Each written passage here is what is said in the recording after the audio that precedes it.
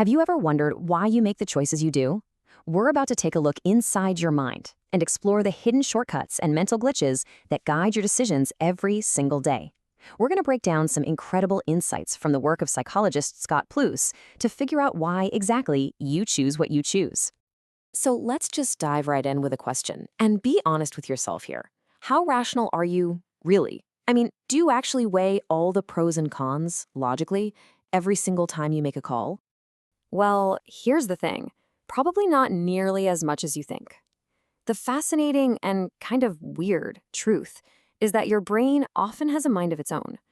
It's constantly taking shortcuts and making judgments behind the scenes without you even realizing it. So, our first stop is to get to know this deceptive mind of ours. We're about to pull back the curtain on the secret shortcuts and, the predictable glitches that are always running in the background of our thoughts. Okay, first stop, let's talk about something called heuristics. Now, you can think of these as your brain's favorite apps. They're basically mental shortcuts or rules of thumb that help you make thousands of decisions quickly without getting totally overwhelmed. Honestly, they're essential for just getting through the day. But then you have cognitive biases. And if heuristics are the useful apps, you can think of biases as the glitches in the software. These are predictable, systematic errors in our thinking. They happen when our brains attempt to simplify everything. Well, it backfires and leads us down a pretty irrational path. So let's just put them side by side. Heuristics on the left, they're generally your friend. They speed things up. Biases on the right, they're the troublemakers. They consistently mess with your view of reality.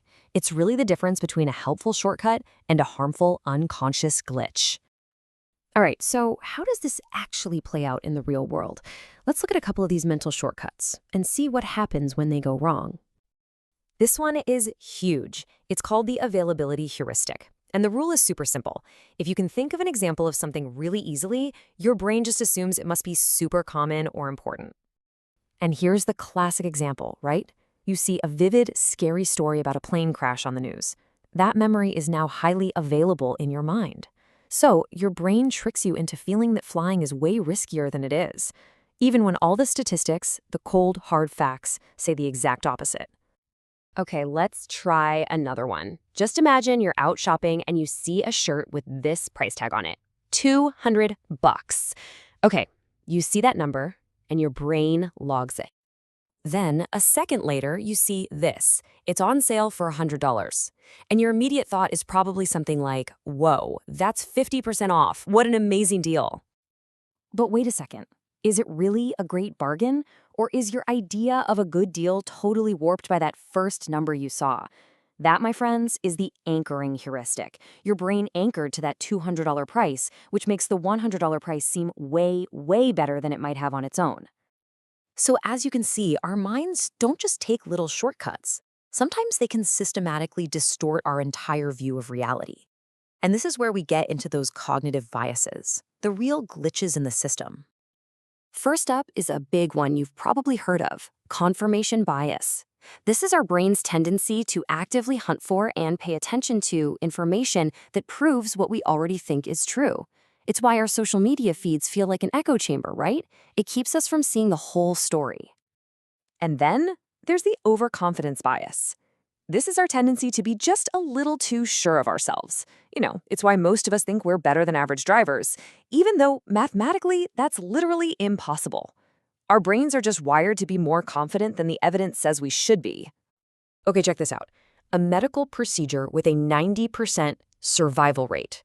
Sounds pretty good, right? You feel hopeful. Now, what about a procedure with a 10% mortality rate? Suddenly that sounds terrifying, but it's the exact same fact. That's the framing effect. Just changing the words completely changes how we feel about it. Now, here's the thing. Biases aren't just a you problem. They can infect entire teams, whole companies, through something called groupthink. This is what happens when a group's desire to just get along becomes way more important than their desire to make the right call. And the road to groupthink is a slippery slope. It starts out innocently enough, right? A desire for harmony. But that quickly leads to pressure on anyone who dares to disagree. Pretty soon, it seems like everyone is on the same page, even if they're not. And that illusion paves the way for a really, really bad decision. So after hearing all that, you might be thinking, great, my brain is hopelessly flawed. But it's not. I promise. The goal isn't to be perfect, it's just to be smarter about how our brains work. So let's talk about making smarter choices. Look, you can't just uninstall these shortcuts and biases from your brain. They're part of the operating system. The only real solution is to become aware of them. Honestly, that awareness is your superpower. And here's your toolkit to put that superpower into action. First, just acknowledge your biases. We all have them. It's okay. Next, actively question your own assumptions. Why do you believe what you believe? Then, go out and seek different viewpoints, especially from people who disagree with you. And here's a big one. Whatever you believe, take a minute to seriously consider the opposite argument. This is what it means to practice real critical thinking. So, we'll end on this. As you go about your day, I want you to think about this one question. What is one belief you hold that you've never, ever truly challenged? Your answer to that might just be the first step toward making your next, much smarter decision.